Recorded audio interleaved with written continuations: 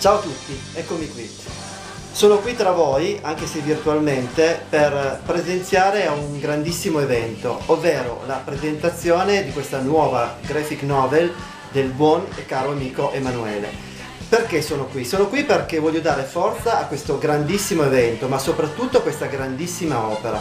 Un'opera che io ho già potuto sfogliare in anteprima, che vi dico che è eccezionale. Eccezionale perché praticamente riesce il buon Emanuele a coinvolgerci, portarci dentro le atmosfere di quegli anni, cioè quando Goldrake nel 4 aprile del 78 è arrivato in Italia, ma soprattutto a trasmettere quell'amore che quel cartone animato ci ha donato, quell'amore che non tutti gli appassionati, anche se si dichiarano appassionati, in qualche modo stanno seguendo, e questo mi rammarica un po', perché il buon Actarus ci ha dato dei grandissimi consigli. Questo cartone animato è stato un grandissimo cartone animato che ha in qualche modo evidenziato dei principi spirituali non così comuni e così insomma naturali da comprendere.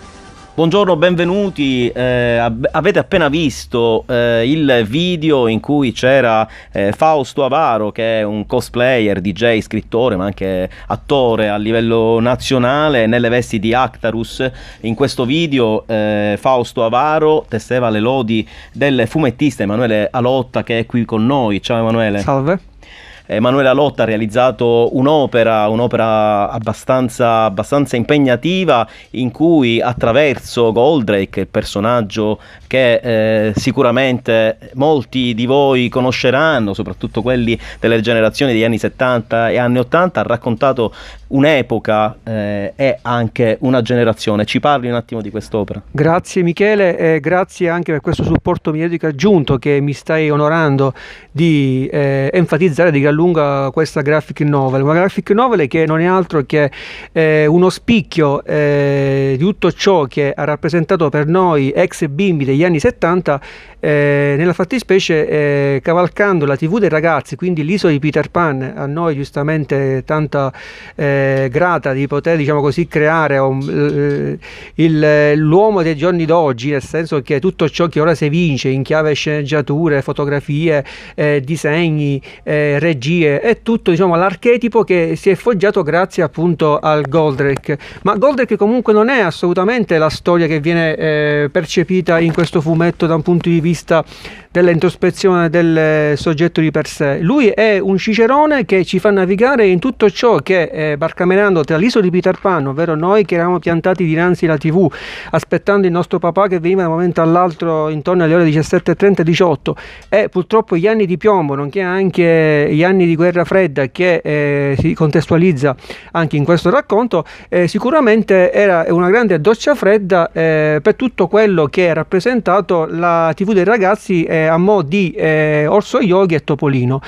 Fu veramente un grande spartiacque, nonché è stato anche una realtà epocale grazie a Maria Giovanna Emmi nel 78, che diede il là al fenomeno mediatico del robottonio, nonché Mecha, così chiamato ora negli anni attuali, che sicuramente creò quel solco indelebile e che ancora si perpetua con i vari anime attuali. Senti, nella tua opera vedo anche che c'è un papa.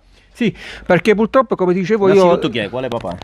Papa Paolo VI, ovvero il papa che allertò le BR, ahimè, in quel periodo, che cercò di far in tutte le maniere possibili e immaginabili di poter salvare Aldo Moro, perché non ci ricordiamo che in quel periodo era anche il periodo della contestazione giovanile del BR, nonché appunto del sequestro del Presidente del Consiglio di quel periodo. Appunto dicevamo che attraverso questo fumetto, attraverso quest'opera, scusa se lo chiamo fumetto, in realtà sì, probabilmente non è solo sì, un vero e proprio fumetto, ma c'è di più, c'è cultura, c'è storia. Ma perché proprio Goldrake? Sì, perché tipo, c'erano anche Giorgi, Candy.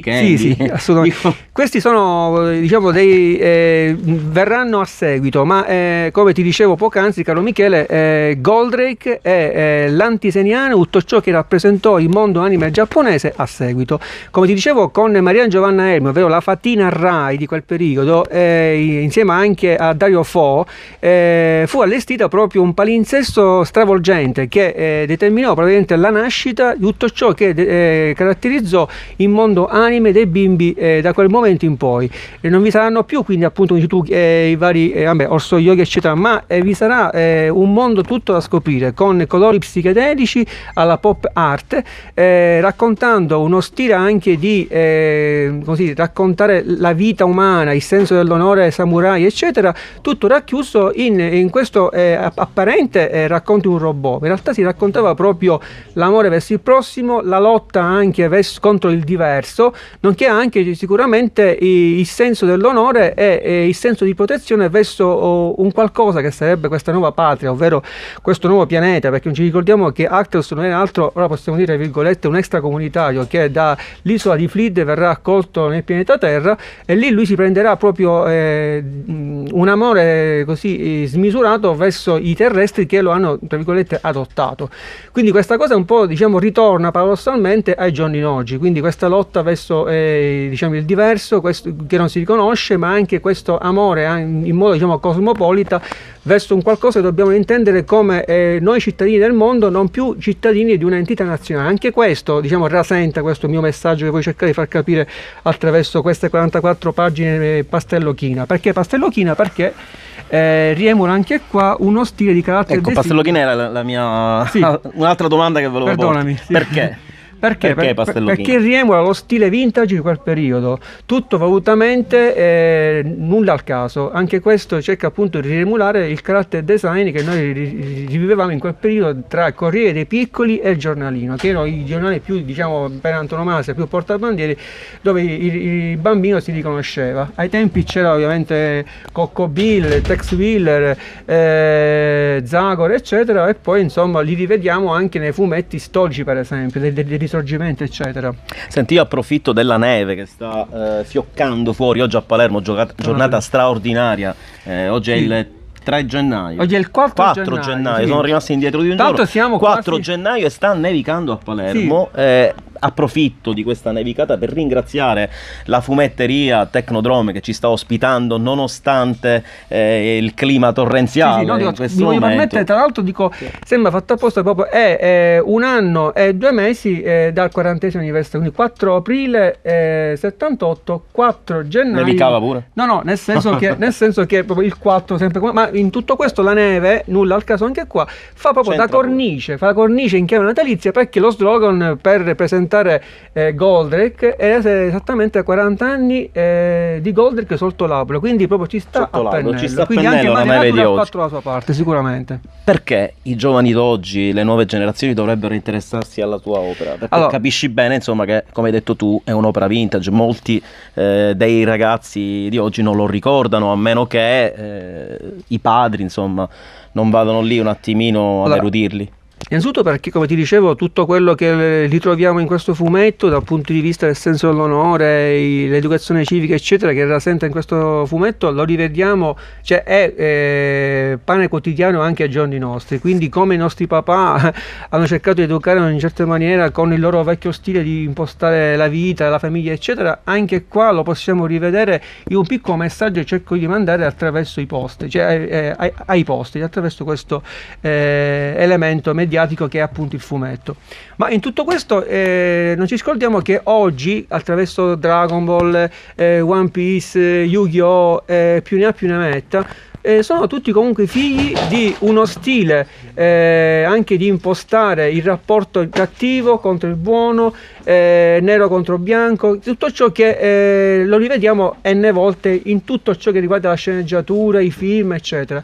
Oggi come oggi però abbiamo anche delle sfumature di grigio, nel senso la via di mezzo che prima non aveva, prima era molto più elementarizzato, molto più tra virgolette banalizzato, ma perché si può far capire il messaggio in modo più immediato. Goldrake era il buono, il cattivo era Re Vega. Ora invece abbiamo magari dei buoni che sembrano farsi buoni e poi diventano un po' dei cattivi e via discorrendo. In conclusione vorrei, se non hai altre cose da aggiungere, capire quali sono gli altri tuoi progetti futuri? Sì, una piccola postilla volevo finire. Questo, diciamo, fumetto, oserei dire, è anche, si può percepire in un certo qual modo un saggio grafico, perché va anche a raccontare le origini, tutto ciò che, come mi hai chiesto poc'anzi tu, perché devono amare questo fumetto le nuove generazioni, perché tutto quello che oggi loro vivono trae origine però da un qualcosa che magari non conoscono, cioè come è nato il fumetto manga in Giappone, come è nata la casa che realizzava i cartoni animati all'epoca, che prima si chiamava Toei Doga e poi è diventato Toei Animation. Tutto questo viene anche raccontato, che sarebbe, diciamo, il riscatto anche di un paese umiliato come il Giappone, che cercò di emanciparsi attraverso anche gli anime, dopo tutto quello che gli è successo con le due rispettive bombe atomiche che furono sganciate durante la seconda guerra mondiale. Quindi anche qua si vede anche questo riscatto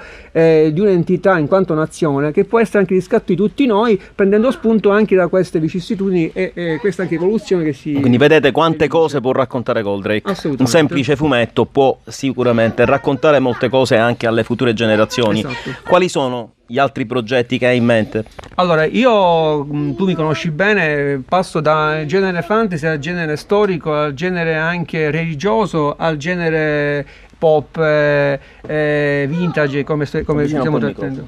Questo perché? Perché io non mi reputo catalogabile a un genere ben preciso, perché ho tanto da raccontare e spesso questi miei racconti non vanno a calzare con quel stile, ma hanno bisogno di un altro stile. Devo ringraziare questo anche dei committenti che sono stati svariati nel mio percorso appunto storico di fumettista, e questo mi ha cercato di sempre inculcarmi dentro di me, di mettermi sempre in discussione. Quella cosa che non sapevo fare, cercavo di aggiornarmi per canalizzarmi a quel tipo di stile che mi si viene richiesto.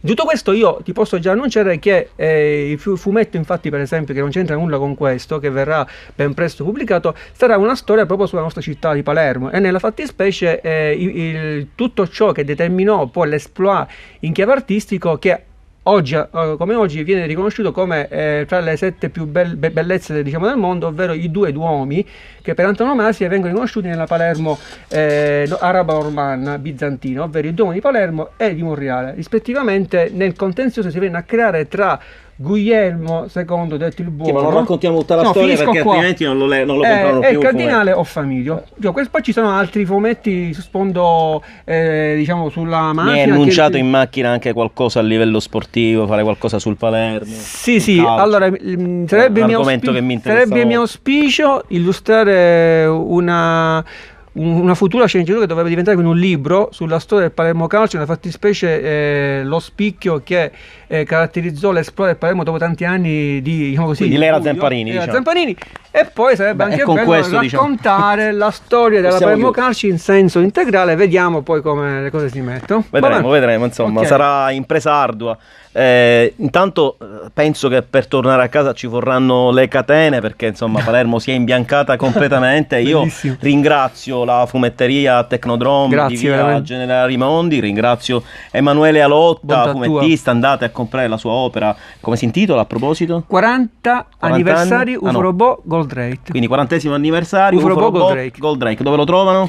Allora, fumetterie? proprio oggi finisce l'esodo natalizio. Da domani in poi cominceremo a piazzarlo in tutte le fumetterie librerie di Palermo che più in voga, più ovviamente ci saranno dei anche postumi di eventi, quindi non più in chiave natalizia, ancora da finalizzare per poter enfatizzare l'opera in questione. Di questo poi, insomma, anche se nella mia piattaforma social Qual è la tua piattaforma social? Diciamo pure questo, che Emanuele Alotta. Semplicissimo. Quindi 40° anniversario UFO Robot Goldrake nelle fumetterie nei prossimi giorni.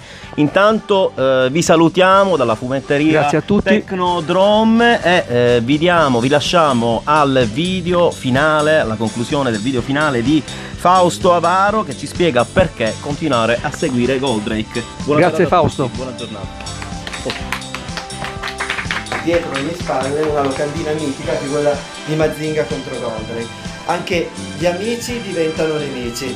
In realtà bisogna sempre rimanere amici, ragazzi. Le passioni devono unire e non devono dividere. Quindi ricordatevi sempre questo. E come ho scritto in uno dei miei ultimi libri, l'amore vince su tutto.